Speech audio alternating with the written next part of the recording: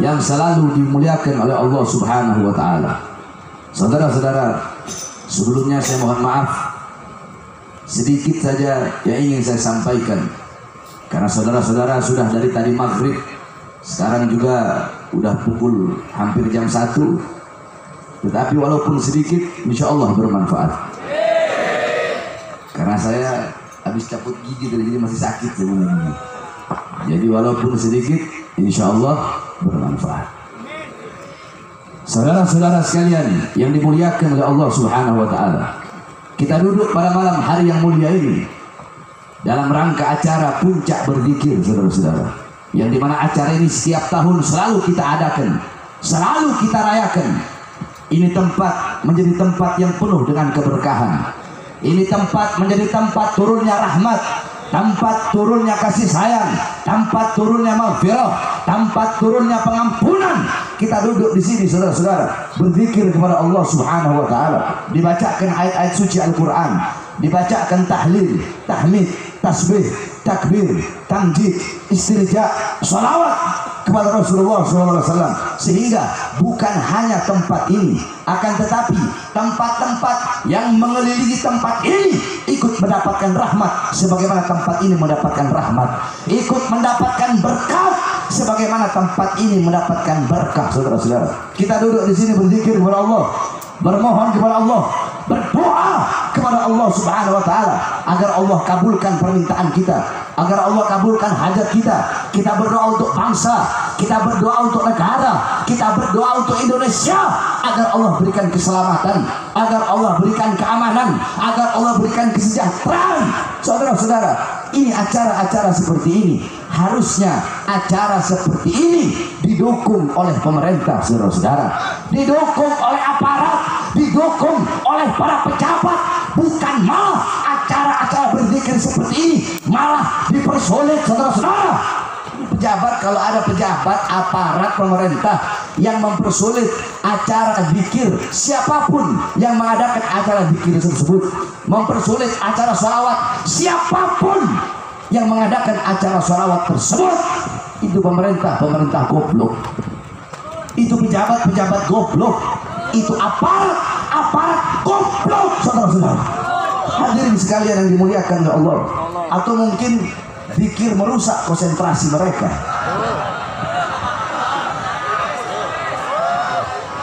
Makanya dilarang, makanya dipersulit, saudara-saudara.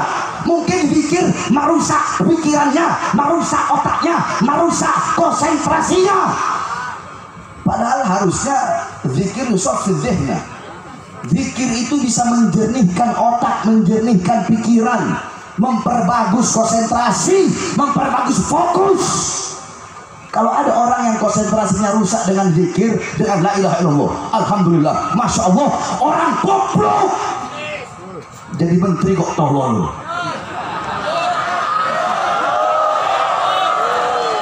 jadi menteri kok goblok, menteri tolol, menteri goblok, menteri bodoh.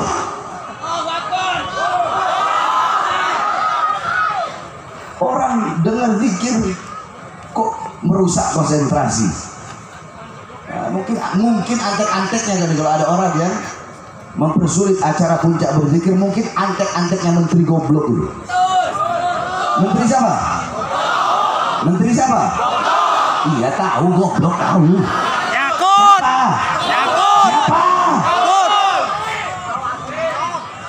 Saudara-saudara, iblis, syaitan, iblis kalau mau merusak, mengganggu, menggoda manusia dengan zikir, konsentrasinya iblis rusak. Konsentrasinya rusak, langsung hilang, langsung lupa. Siapa namanya dia? Oh, saya lupa, kata iblis. Saya lupa karena saya habis dengar zikir tadi, kata iblis, makanya saya lupa. Ini saya tanya semua, jawab yang keras. Kalau ada yang terganggu pikirannya, terganggu otaknya, terganggu konsentrasinya dengan zikir, dengan tahlil, tahmid, tasbih, takbir, tamjid, berarti siapa? Siapa? Siapa? Kalau ada pejabat yang terganggu dengan zikir, yang rusak rusak konsentrasinya. Karena zikir berarti pejabat apa? Pejabat apa? Menteri apa? Menteri apa? Iblis, saudara-saudara. Bukankah qala Rasul sallallahu alaihi wasallam, ahabbul kalam ilallahi arba, la ilaha illallah, subhanallah walhamdulillah, subhanallah walhamdulillah, wa la ilaha illallah, wallahu akbar. Kalimat yang paling dicintai oleh Allah ada 4 kalimat, saudara-saudara. Dan engkau bisa memulai, bisa mendahulukan yang mana saya dari 4 kalimat ini. Apa itu? Subhanallah, subhanallah, kemudian alhamdulillah, kemudian la ilaha illallah, kemudian Allahu akbar. Ini adalah kalimat yang paling dicintai oleh Allah Subhanahu wa taala. Sampai-sampai qala Rasul sallallahu alaihi wasallam, ala unabbi'ukum khairu a'malikum. Ingatlah, ketahuilah, akan aku terangkan, akan aku jelaskan, akan aku beritahukan kepada kalian apa amal kalian yang paling baik, amal kalian yang paling bagus, amal yang dimana itu adalah perilaku kalian yang sangat jernih, amal yang lebih utama, yang lebih baik daripada kalian mengeluarkan emas dan perak kalian, yang lebih baik daripada kalian bertemu dengan musuh kemudian kalian memukul leher musuh tersebut dengan pedang, atau musuh tersebut memukul leher kalian dengan pedang. Maka amal ini lebih baik. Apa kata Rasulullah? Yaitu mengingat Allah, berzikir kepada Allah Subhanahu wa taala. Itu amal yang paling baik, amal yang paling bagus, saudara-saudara. Saudara-saudara, kita duduk berzikir, kita mengingat, bukan hanya mengingat Allah, tapi kita mengingat Rasulullah. Tadi para ulama, para habaib, para kiai, beliau menjelaskan tentang bagaimana Nabi Muhammad SAW, diceritakan bagaimana orang-orang soleh. Dari setiap ceramah pasti dibawakan kisah Nabi Muhammad sedikit, dibawakan kisah orang-orang soleh sedikit. Qala Rasul SAW, dzikrul anbiya ibadah, dzikrul sholihin kafarah, dzikrul maut sadaqah, dzikrul qabr yuqarribukum ilal jannah. Apa kata Rasulullah? Kata Rasulullah SAW, mengingat para nabi, mengingat para rasul itu adalah ibadah. Dzikrul sholihin kafarah, mengingat orang-orang soleh itu adalah kafarah, tebusan bagi engkau punya dosa-dosa. Dzikrul maut sadaqah, mengingat kematian adalah sedekah.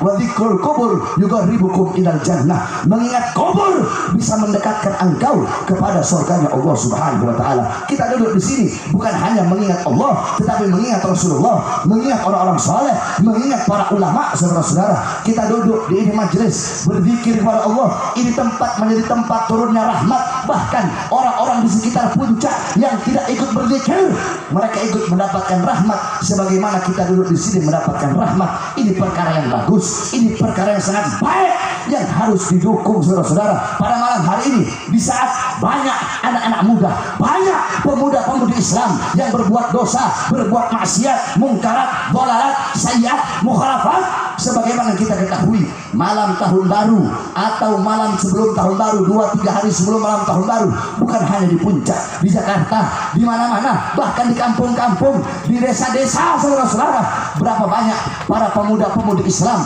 yang merayakan malam tahun baru tersebut dengan berbuat dosa. Mereka mabok-mabokan di situ, mereka berjudi di situ, mereka melacur di situ, mereka peluk-pelukan, mereka ciuman, mereka berzina. Kondom di mana-mana ditemukan pada pesta-pesta perayaan malam tahun baru. Saudara-saudara sekalian yang dimuliakan oleh Allah Subhanahu wa taala, memang benar shadaqah Rasul sallallahu alaihi wasallam, memang benar apa yang disampaikan oleh baginda Nabi besar Muhammad 1400 tahun yang lalu. Nabi Muhammad sudah mengetahui bagaimana keadaan umatnya nanti kelak di akhir zaman. Apa kata Rasulullah? Qala Rasul sallallahu alaihi wasallam, la tattabi'unna sanana aw sunana alladziina min qablikum shibran bi shibrin wa dhira'an bi dhira'in hatta law dakhalu fi hijril bab lattaba'tumuhum. Qulna ya Rasulullah al-yahud wan nasara.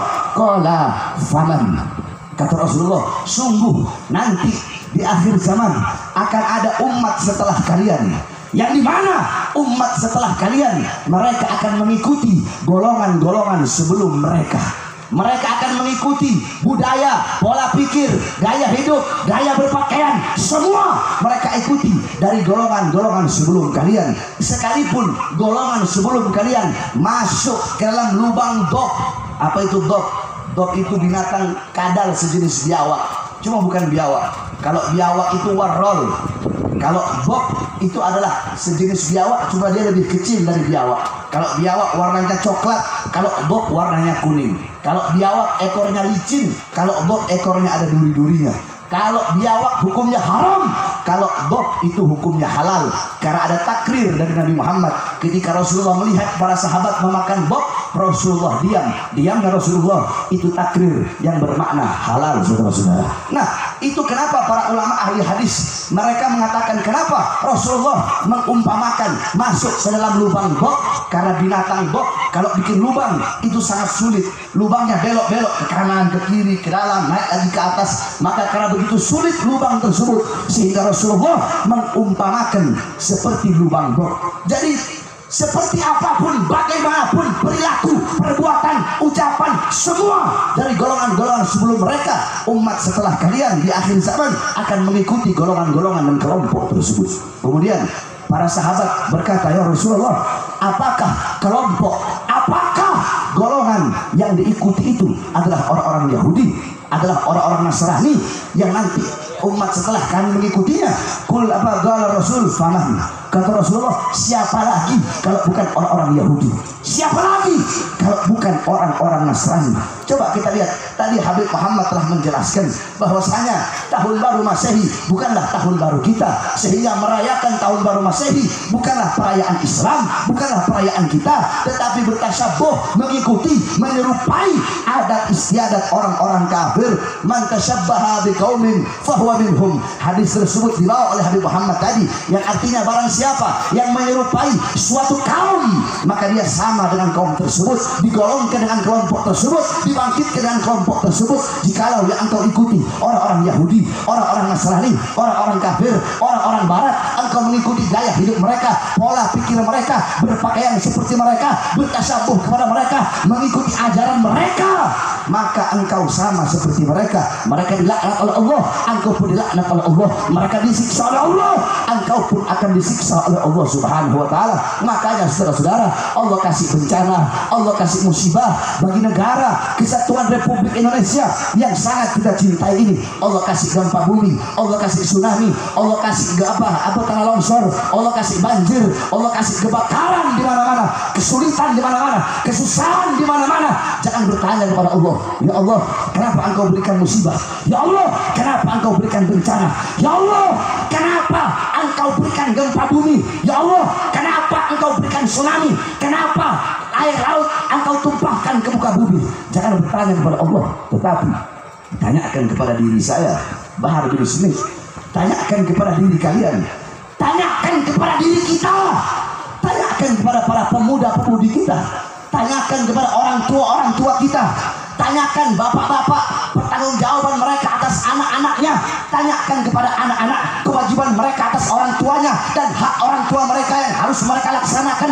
Tanyakan kepada para ustadz-ustadz, para tokoh-tokoh agama, tanyakan kepada para ustadznya, kiainya, para habibnya, tanyakan kepada guru-guru agama, tanyakan kepada para pemimpin-pemimpin pondok pesantren, tanyakan kepada para penghafal-penghafal Al-Quran, tanyakan kepada para pejabat, tanyakan kepada para aparat, tanyakan kepada RT, RW, lurah, camat, bupati, wali kota, menteri, presiden. Tanyakan kepada mereka, para pejabat, para aparat, dan diri kita sebagai umat, perbuatan dosa apa, perbuatan maksiat apa yang kita lakukan sehingga mengundang bencana, bala, dan musibah dari Allah bagi bangsa, negara, dan rakyat Indonesia. Bukankah Allah berkata dalam Al-Quran, ma asabakum min musibatin fabima kasabat aydikum. Apa-apa yang menimpa kalian daripada musibah itu akibat perbuatan tangan kalian. Oleh karenanya cukup saudara-saudara, kembali kita kepada Allah pada malam hari ini. Di saat banyak hamba-hamba yang berbuat dosa, berbuat maksiat, yang mengundang bencana dan bala, maka kita duduk di ini majelis berzikir kepada Allah. Zikir itulah, doa itulah yang menunda, yang menjadi benteng pertahanan untuk menangkis segala macam bencana dan musibah, sehingga acara-acara zikir seperti ini wajib dan harus didukung oleh pemerintah, pejabat dan para aparatnya, daripada mereka mendukung dan membiarkan perbuatan dosa, perbuatan maksiat, acara-acara tidak jelas pada malam tahun baru yang bisa mengundang bencana dan bala dari Allah Subhanahu wa taala. Saudara-saudara, alhamdulillah pada malam hari ini saya bisa duduk di sini karena terakhir saya di sini kalau nggak salah tahun 2017, saudara-saudara. 2017 acaranya di sana kalau nggak salah. Tahun kemarin saya nggak sempat datang, nggak sempat hadir karena saya pergi ke Bandung untuk menjalani pemeriksaan. Alhamdulillah sekitar 3-4 bulan yang lalu saya bebas. Saudara-saudara sekalian yang dimuliakan oleh Allah, di dalam menegakkan kebenaran, di dalam menyampaikan kebenaran, tidak ada kata kapok bagi Bahar bin Ali bin Smith. Tidak ada kata capek, tidak ada kata kapok, tidak ada kata lelah di dalam memperjuangkan kebenaran, di dalam menegakkan keadilan. Oleh karenanya, saudara-saudara, saya mengajak seluruh dan saya sampaikan, saya menghimbau kepada engkau semua, khususnya para pemuda-pemudi Islam, jangan pernah kalian tunduk kepada kezaliman, jangan pernah kalian tunduk kepada kemungkaran, jangan pernah kalian tunduk kepada ketidakadilan, jangan pernah kalian tunduk kepada kemaksiatan. Sampaikan terus kebenaran, jangan pernah kalian tunduk walaupun kalian harus dimusuhi seluruh alam semesta, walaupun kalian harus dihina, walaupun kalian harus dicaci, walaupun kalian harus dibaki, jangan pernah engkau tunduk kepada kezaliman, kepada kemungkaran. Saudara-saudara sekalian yang dimuliakan oleh Allah, saya keluar masuk penjara. Kenapa? Untuk menyampaikan kebenaran. Kenapa? Untuk menegakkan keadilan. Yang saya bela bukan diri saya, yang saya bela bukan anak istri saya, yang saya bela bukan keluarga saya. Saudara-saudara, tahun 2018 saya masuk, 2020 saya keluar, baru 2 hari saya keluar, saya dibawa lagi ke Nusa Kambangan, saudara-saudara. 2020 sampai 2021 dari lapas Gunung Sindur saya keluar, saya bebas. Belum sampai 1 bulan saya sudah ditahan lagi, masuk di Polda Jabar kemarin 7 bulan, saudara-saudara. Hadirin sekalian yang dimuliakan oleh Allah Subhanahu wa taala, apakah dengan saya dipenjarakan, dengan saya diborgol, saya dipisahkan dengan keluarga, dengan anak dan istri saya, terus Bahar bin Smith bakal kapok, Bahar bin Smith bakal cuit kalinya, bakal ciut kalinya, Bahar bin Smith bakal diam, bakal bungkam untuk menyampaikan kebenaran? Tidak, saudara-saudara.